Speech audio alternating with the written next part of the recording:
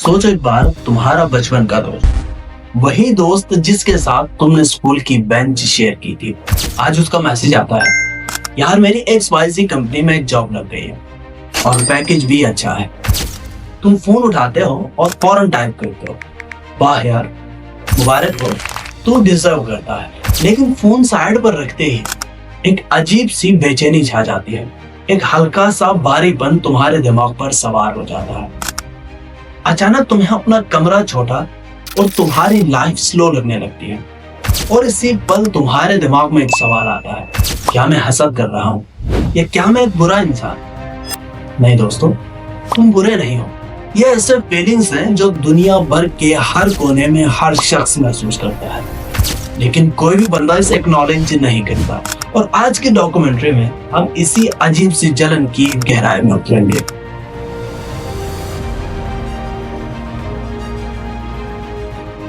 यह सिलसिला आज का नहीं है। 1954 में एक अमेरिकन साइकोलॉजिस्ट लियोन फेस्टिंगर ने एक थ्योरी पेश की थी, सोशल कंपैरिजन थ्योरी। उन्होंने कहा कि इंसान के पास अपनी वैल्यू नापने के लिए कोई इंटरनल स्केल नहीं होता। हम हमेशा दूसरों को देखकर अंदाजा लगाते हैं कि हम कहाँ खड़े हैं। अगर आपका दोस्त आगे निकल गया तो आपको लगता है कि आप पीछे रह गए हैं, चाहे आपकी अपनी जगह बिल्कुल ठीक हो।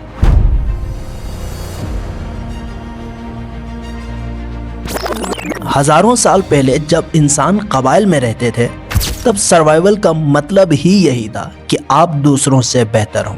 अगर कबीले के बाकी लोग आपसे ज्यादा ताकतवर होते तो आपको खाना नहीं मिलता था।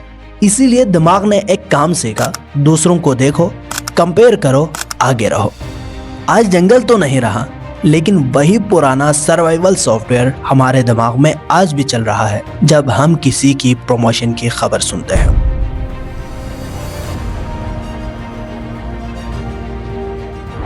अब थोड़ा नंबर्स की तरफ चलते हैं। 1998 में हार्वर्ड यूनिवर्सिटी के रिसर्चर्स सारा सोलनिक और डेविड हेमिंगवे ने लोगों से एक अजीब सवाल पूछा, क्या तुम चाहोगे कि तुम साल में $50,000 कमाओ जबकि बाकी सब $25,000 कमाते हो, या तुम $1,00,000 कमाओ जब बाकी सब $2,00,000 कमाते हो? मैथमेटिकली देखा जाए दूसरा ऑप्शन डबल पैसा दे रहा है, लेकिन हैरत की बात यह थी कि ज्यादातर लोगों ने पहला ऑप्शन चुना। पता है क्यों? क्योंकि इंसान को अपनी तरक्की से ज्यादा इसमें सुकून मिलता है कि दूसरे उससे नीचे हैं। हम एब्सोल्यूट वेल्थ यानी हमारे पास कितना है नहीं चाहते, बल्कि हम रिलेटिव वेल्थ दूसरों से कितना ज्यादा है पसंद करते हैं। यही वजह है कि पड़ोसी की नई गाड़ी देखकर हमारी अपनी गाड़ी पुरानी लगने लगती है।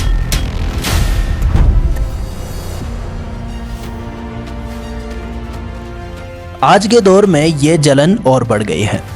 स्टैनफोर्ड यूनिवर्सिटी में 2014 में वोगल एट अल ने एक रिसर्च की थी, जिसमें पता चला कि जो लोग फेसबुक और इंस्टाग्राम यूज करते हैं उन्हें अपनी जिंदगी ज्यादा बुरी लगने लगती है। इसका लॉजिक बड़ा सिंपल था। हम दूसरों की हाईलाइट रील यानी उनके बेस्ट मोमेंट्स को अपने बिहाइंड द सीन यानी हमारी रोज की मुश्किलात से कंपेयर करते हैं। उनकी शादी की फोटो वर्सेस हमारे ऑर्डिनरी दिन, उनका फॉरेन ट्रिप वर्सेस हमारे रोज का सफर, यह मैच कभी बराबर का नहीं होता और हम एक ऐसी रेस में हार रहे होते हैं जो हमने खुद शुरू ही नहीं की थी।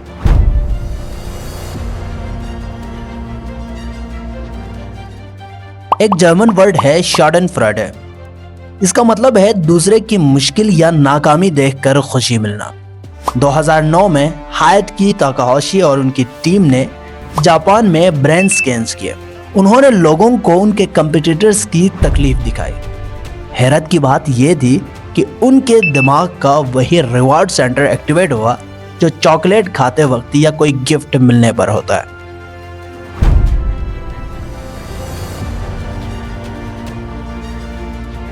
दर्द तब ज्यादा होता है जब आगे निकलने वाला हमारा कोई गहरी दोस्ती वाला हो, क्योंकि अजनबी की कामयाबी हमें अफेक्ट नहीं करती, लेकिन जो साथ बैठा था जब वो आगे निकलता है तो वो चुभता है।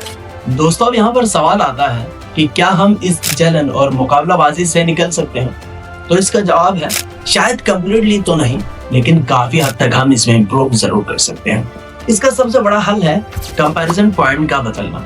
साइकोलॉजी कहती है कि जब हम दूसरों से हॉरिजॉन्टल कंपैरिजन के बजाय अपने आप से यानी अपने पास्ट से वर्टिकल कंपैरिजन शुरू करते हैं, तो यहाँ पर सवाल ये नहीं उठता कि वो मुझसे आगे क्यों है, बल्कि सवाल ये होता है क्या मैं कल से बेहतर हूँ।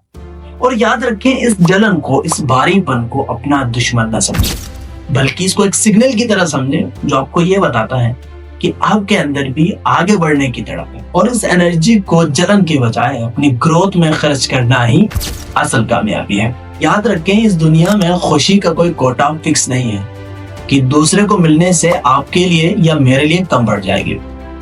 जब तुम दिल से किसी को मुबारकबाद देते हो तो दरअसल तुम अपने दिमाग को इस रेस से निकाल रहे होते हो।